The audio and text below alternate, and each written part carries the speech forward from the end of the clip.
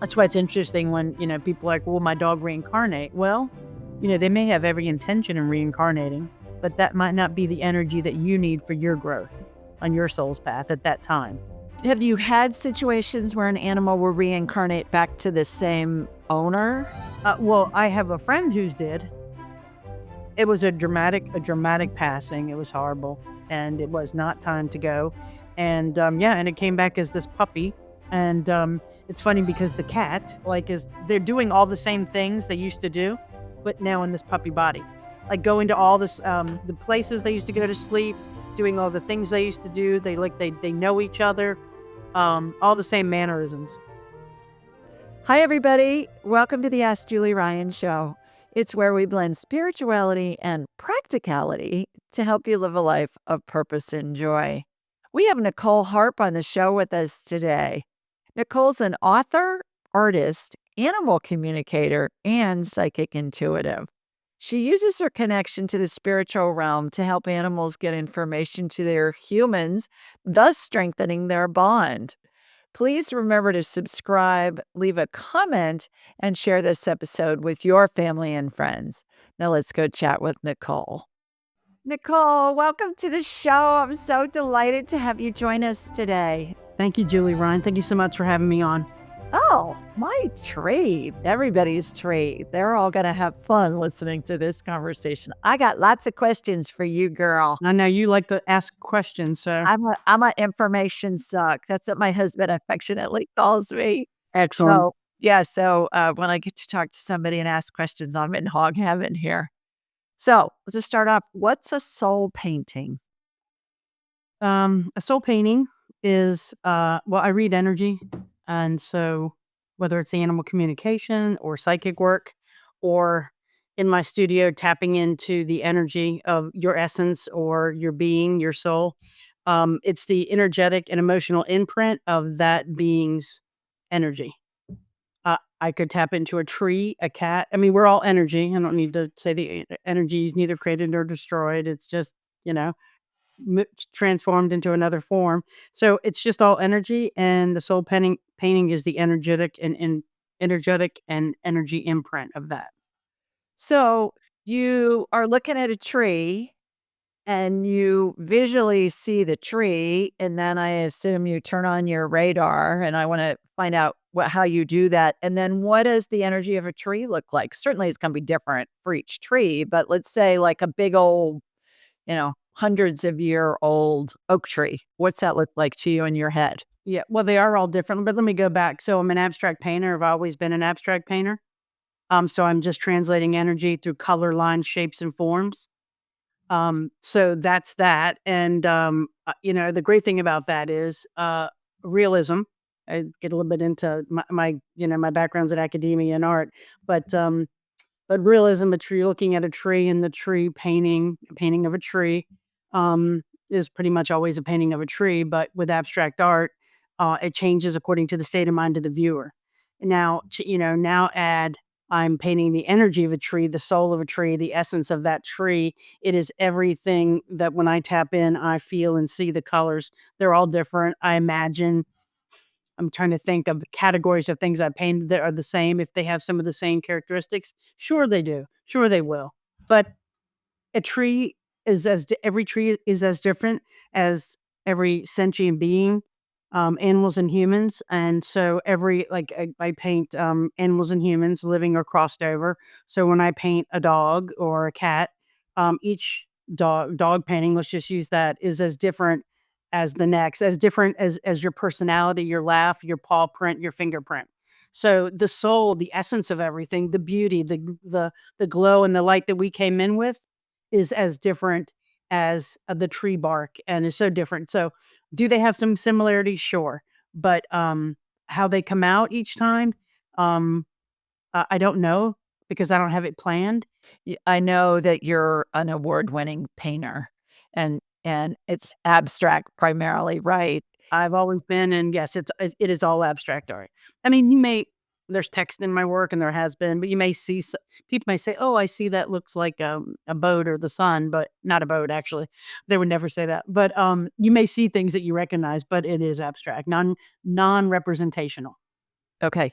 So when you're getting ready to paint, whether it's a soul painting or it's a whatever kind of a painting, walk us through what you do. Do you twirl 3 times and jump on your left foot and raise your right hand? Only wearing yellow on a Friday. No, but yeah, yeah, yeah. Well, I will say I all I do is soul paintings now, but, I meditate every day. Every day I don't know if I meditate, but I do spiritual practice, which is, meditation, journal, kinda Q&A with spirit, guides, power animals, whatever I'm doing, animals or from communicating with an animal, so I do that every day and have for years. So, because you do it, and, you know how quickly you can kinda get into your space, so I go into my studio. Like, I'm doing a soul painting for I don't know if you know Sally Morgan in the UK? I'm doing it for her daughter, Fern. She's a big, psychic medium in the UK, kinda like a Tyler Henry, but anyway. So I'm doing one for Fern, and, I go in the studio, and I get quiet just like I'm gonna meditate, and I, kinda download, say channel. I can get on this label stuff, but I download the information, and then I start with the drawing. So it's a litho crayon on a board, and I just kinda I almost can say I close my eyes, and I get the kinda basic drawing done, and then I pull in 4 colors. I usually pull in a light color, the colors that resonate with that soul. I pull in a light color, a dark color, like a medium tone, and then a popping color. So I do contrast or complementary colors. I ask for those. And I'm really just a vehicle in the translation from soul to canvas, as we all are. I mean, I wish I could take credit for it all, but I have painted my whole life, so I am good moving that paint around. And then I just pull them in, and then I add the color, and then it's a back and forth with spirit. I will tell you, what's brilliant is I've painted 2 people who have taken their lives, and the souls that I've painted that have taken their lives are so courageous while I'm painting. They're like, "Get in there, make some more marks." I mean, it's like kinda back and forth with spirit. They're more talkative, more courageous, but the whole point of this, because there's a writing that goes with it, like I do a communication with it, and it happens to come out in poetry form, and it's really what spirit wants you to know about your soul, and it's that soul that you came in with, that bright light of love, which what blew this open for me was my mom, because she with the dementia, she went through all the what you go through, the anger and the series of dementia that people tend to go through, and she came out this, like, bright light, and this pureness of pure consciousness, and it blew me wide open, and it must have been how she came in as a child, and it was just, so that's what kinda started this, and um, then it just exploded, so that's what I'm painting, this pure essence of every one of us. So when you say you connect with the soul of whatever, a Connects tree, with the a dog, energy, a yeah. person, does the image come into you already fully formed, or it's coming in bits and pieces as you're asking? You're saying you're drawing it first, I draw it. It comes in and I draw and move and look and does it need this? Does it need that? and then you ask for colors, and then the colors come in. Are you told where to put the Oh, colors? absolutely not. I put them down and I limit myself to those unless something is kind of told later. And then it's just the back and forth. It's just a knowing. It's just a knowing as you would be communicating like you do. It's just a knowing. And it's not like I'm sitting there, blah, blah, blah, blah, blah, blah, verbally speaking. It's just a knowing and nonverbal communication. Yeah, telepathic. Yes, just that the animal communication. It's all of that. Yeah, So just like that. so why are you limiting yourself to 4 colors? This is what so it's a square. It's a 20 Okay, by 20 square, right. and that's the starting point, those 4 colors. Okay. Yeah, and like I said, do I pull in other ones? Sure. Sure, but most of the time, that's kinda where the starting point is. Is that what That's you kind do in what you used to do in regular art before you started doing the soul painting as well? Absolutely not, absolutely not, No. and Which if you look at my, which I'll send you a picture of table, like, where all my paints are, it's like all these like, all these, like, 30 colors, there's 40 colors laid out, and then 20 in the background, so, for me, it's good to I was kinda like, when I told you I worked something out with spirit, let's have a system, and that was my system. So, let's just, start with these, and then we'll pick and choose as we need them, as the painting progresses. You said you started painting soul paintings during the time when your mom was so sick, and I'm wondering what the catalyst was. Tell us about when you first started and how that happened. So during that time of dementia, so we had, I mean, all mothers and daughters have either wonderful relationships or tumultuous, and you know that. So we always had a kind of, we both were strong personalities. Um, and I probably wouldn't have been able to take care of her the way I did if she didn't kind of go through that transition of dementia. So she came out the other side, that light of pure consciousness I told you. And I mean, I could see right through to her this golden light that she came in as, and that broke me wide open. Um, that literally just like whoosh, broke me open, and Um, that's when I started painting souls. I first started with her heaven. Did you notice that there was a shift in your mom when she saw the painting? Did it have an effect on her? It did have a calming effect. It did. It did. It did. It did. Um, Was she worried about going to hell? If she was Italian, she's probably raised Catholic. She was raised Catholic, but no, she was not. My mom, actually, just so courageous during that time. Was always outgoing. Always, what could she do for a neighbor or a friend? And she just continued that in a more joyful, youthful, kind of almost childlike like way. I mean, her personality was still there, and I know she came to me later. Through my meditation, she comes to what we communicate all the time, but and just, she was still in there doing work. A week before, she passed, she looked at me and I looked at her and I just knew that she was gonna start the dying process. And then a week later, she did die. She died on a Monday because Sunday was Mother's Day, and I know my mom, she would never have done that. She would never have died on Mother's Day.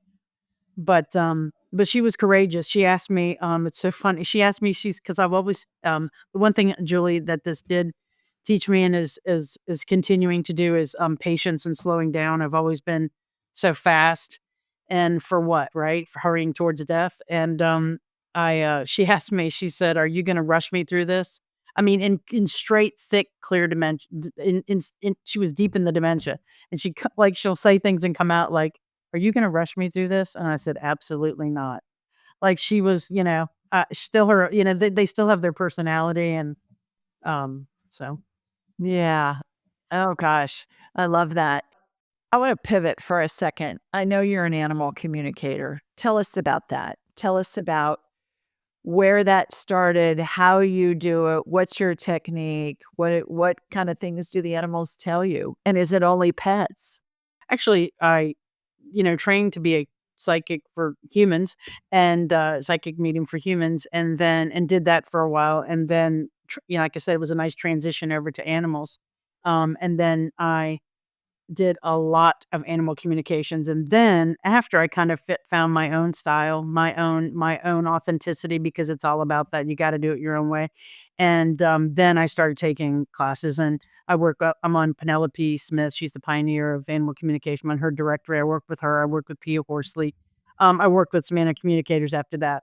But, and I teach animal communication, but I teach it in a way that's different. I'm not coming at it from the business end. I'm coming at it from, we get animals, and, you adopt them, people purchase whatever, um, and they come into your lives, and we're curious because I just met you. You're curious. What do you like? Where are you gonna sleep? How many times you wanna go out? And then, after they're around a while, we're just they become, in some people, they become passive parts of your, environment. And, I really want to train me, people who are, normal people, to just interact with their animals, to have that dialogue, because the success of any relationship is good communication, and animal communication can do that. And the thing is, you're already, people, well, because you already do it, but they're already doing it.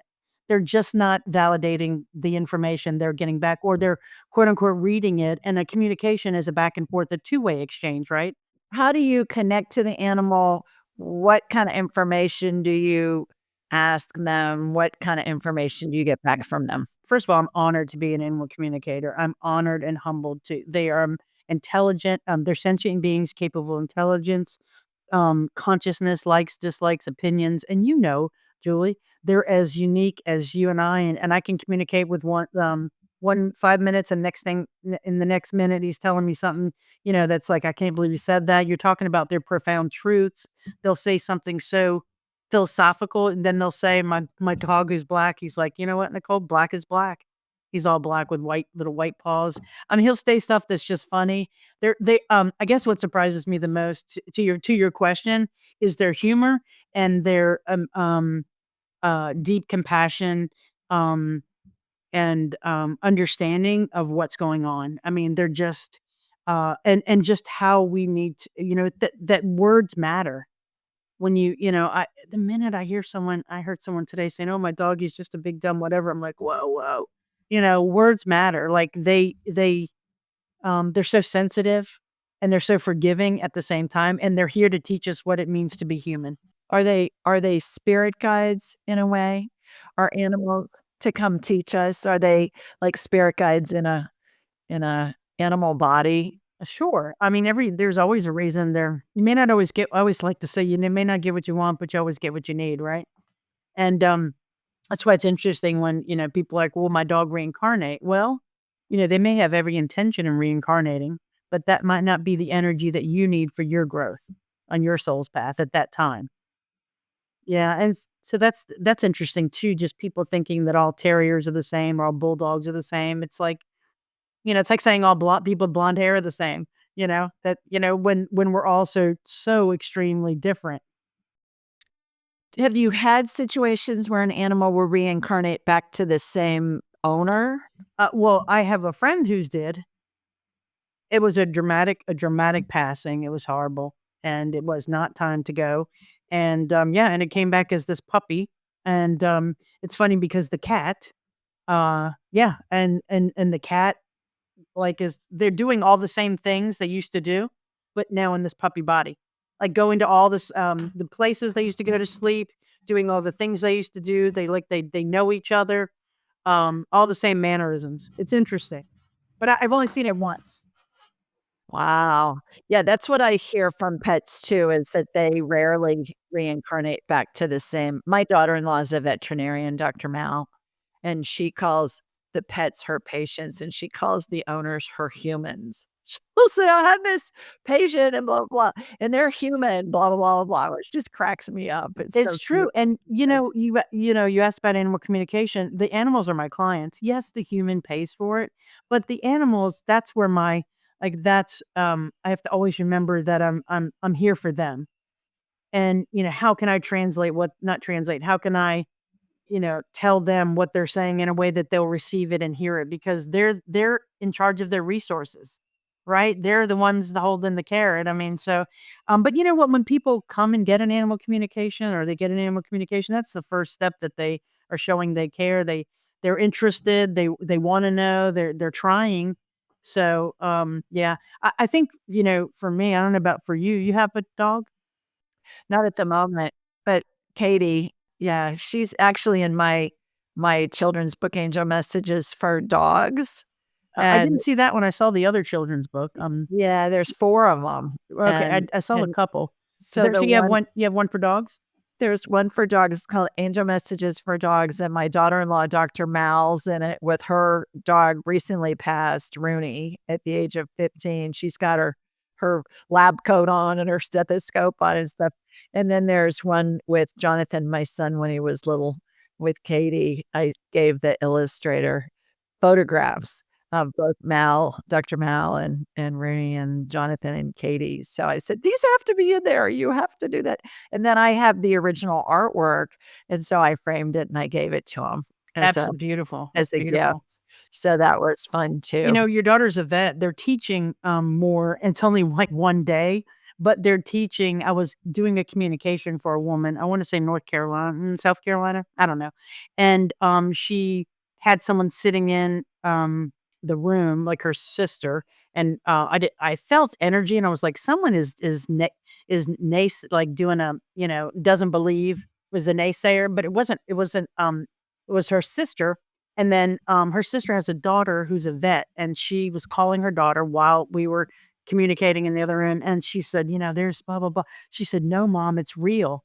She said, it's a real thing. We only did one day of it, but that whole workshop, um, was so interesting for her. She went and studied it more, but, a lot they're teaching that now in vet school. And I'm sure your daughter, yeah, she understands that. How can you not believe an animal has a soul working with, animals?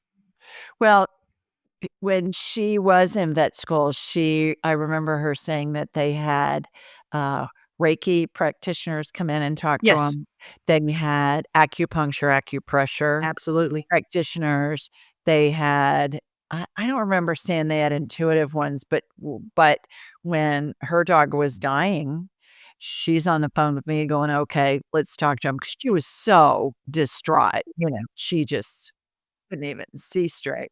Did you help her with her Yes. help her dog cross over? Yeah, yeah, and he basically was saying that he was ready when she was ready. It was her decision.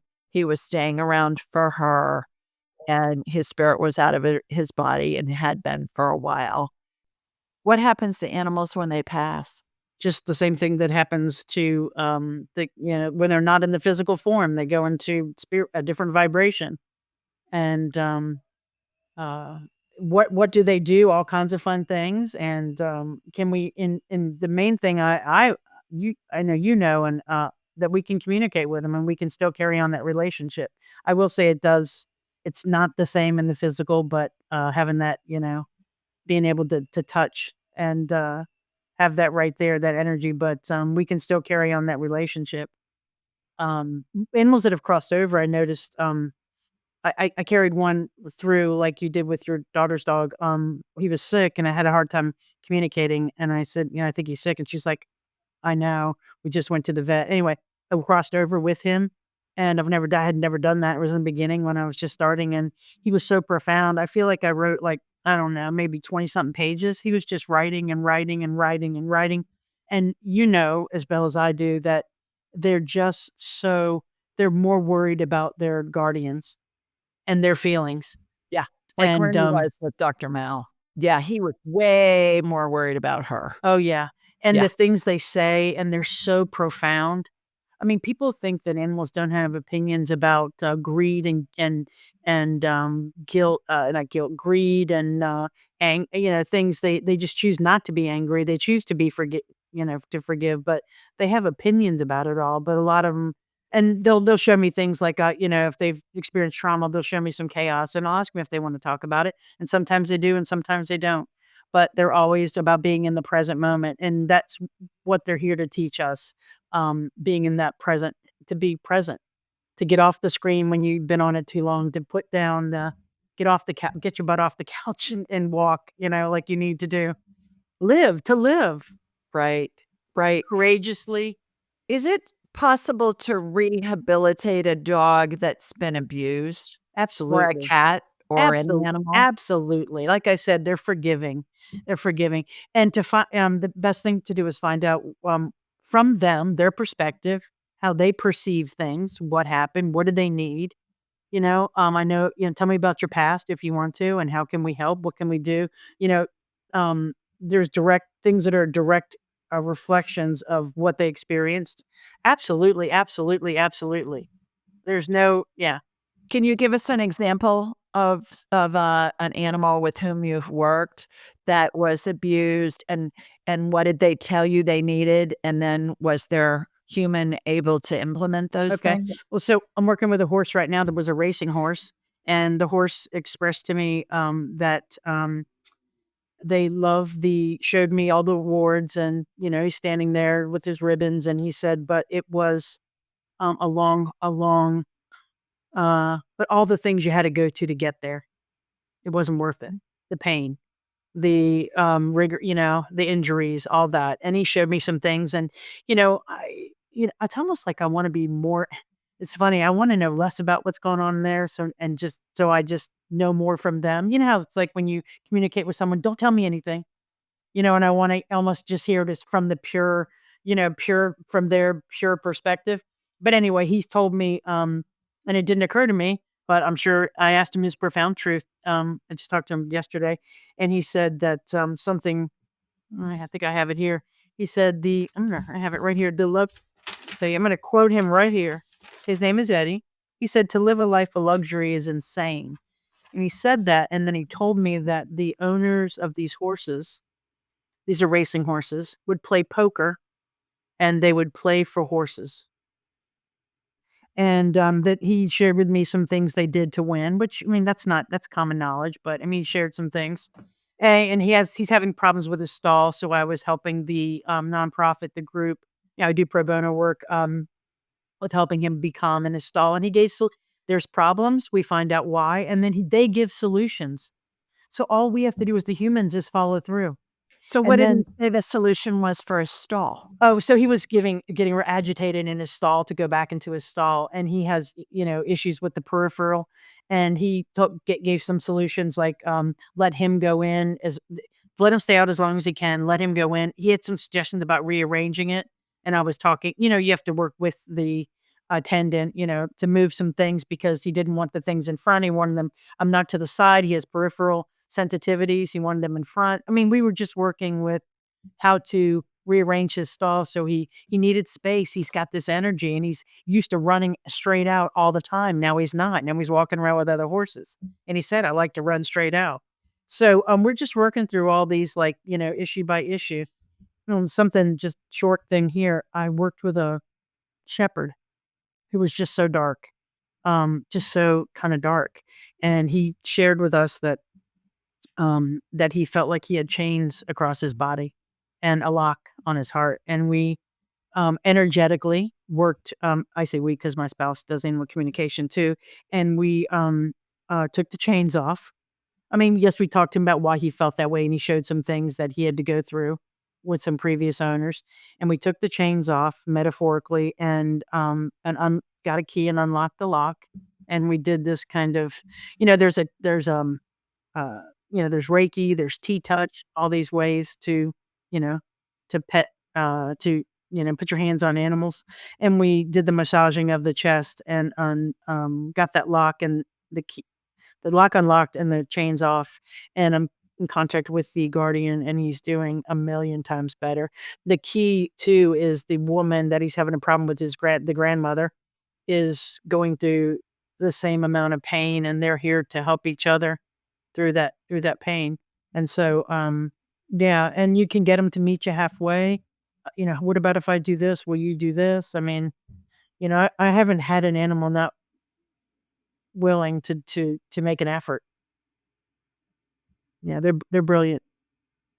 What about when uh, you're communicating with an animal and the human isn't willing to make those changes, and or you can tell that the animal's in a less than optimal situation with the person who's paying for this, even though you would think, if they're hiring you to help, that they would be concerned about doing what's best for the animal. Have you ever had to do something along those lines where it's kinda like you call in the child services people if there's some abuse thing going on? Do you call in the dog catcher, or what do you do? Yeah, well, I have had situations like that, but it's well, first of all, it's tragic, and you try to observe and not absorb, because it is emotional. But I mean, that's the thing. It's like, how can you have to let go of the outcome, right? You have to do what you can. And I have had animals come like reach back out to me. Can you please talk to my owner again? Something. And to the woman I work with, Granny Magic, she's on Instagram. She's a friend of Alison Dubois, and we taught her cat reached out to me. She said, "Can you talk to Granny?" And I'll come back to that question. She said, "There's some crazy stuff going on here." So I texted her. I said, "What is going on there?" I said, what is her cat's name? Kit Kat. Kit Kat is just so upset. She said, "I cannot believe she sought outside help for this." So she was bringing in all these rescue cats. They live in California. It's in the summer, bad cat kittens everywhere. So Kit Kat reached out to me, told me some things. I called Granny Magic. I said, Grant and Margaret is her name, Margaret Jameson. And I just told her some things. She said, "Yes, that's exactly what's happening here, and I'm so sorry that she reached out to you." But I said, "I'm not. I'm glad that she feels she can." And then I told her some things, and Kit Kat was quickly happy. I mean, um, I've had animals reach out to me, but the other what you're saying, yes, it is as much educating the human as communicating with the animal, right? You have to communicate the communication in a way that that they'll hear, but you can't make someone do anything. You know that you do your best. There was one sad outcome that the person just couldn't follow through. And I don't judge, and the animals don't judge, but it was not a good outcome. No. So do animals choose their owners? Yeah, divine intervention. You end up with the animal that you with the lesson you're supposed to learn. If you got a super, you're not thinking, and you got a super hyper terrier, and you're not that person, or you're real busy, well, you weren't really thinking, were you? Because what are you supposed to learn? It's always about what we're here to learn, right? Always. So yes, there's lessons, and it's what am I here to teach you? What are you here to teach me? Always. I love it. All right. I could talk to you for hours, No, but sweet. one more question before we wind this down. Why do we incarnate?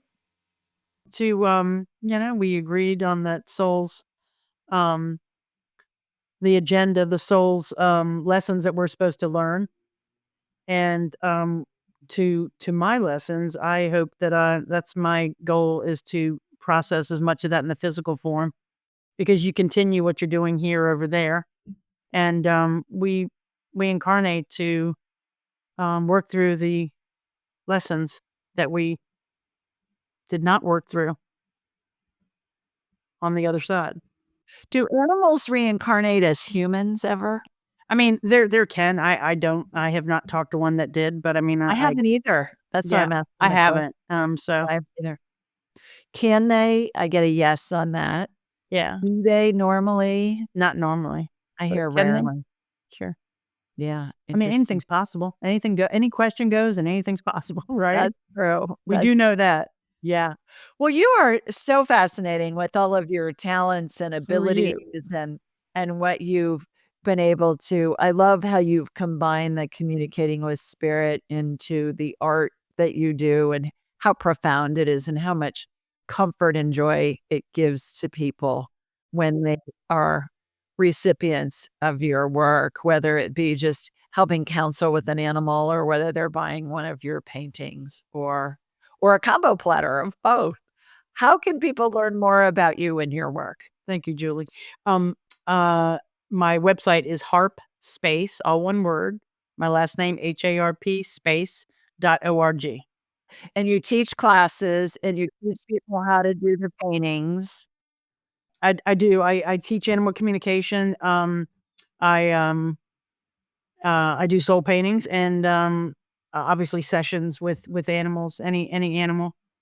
Right, Yeah. right.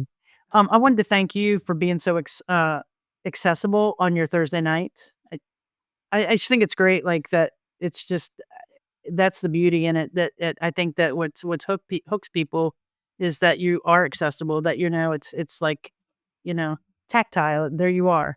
That it's not something that we're on the same level, like the same. Yeah, I love that. Thanks, It's great. It's like Nicole. talking to a friend. You know, Yeah, I appreciate I that. wanted to Well, come on, but I I didn't want love to do it. it before the interview.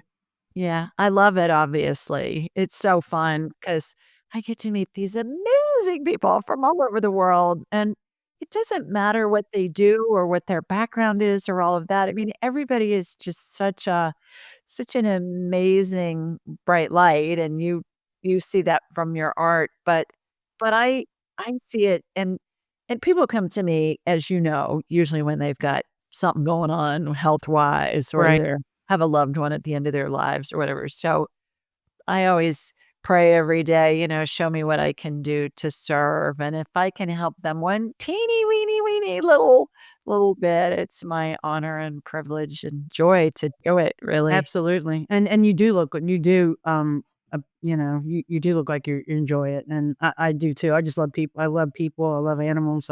Yeah. Um, Fun. yeah.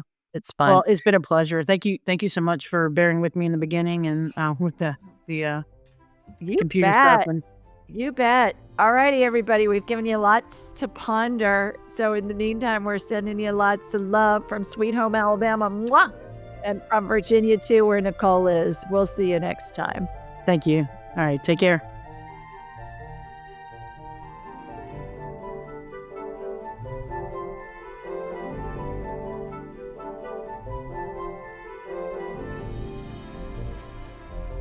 To enhance your spiritual journey, click on one of the videos below and remember to subscribe, leave a comment, and share with your family and friends.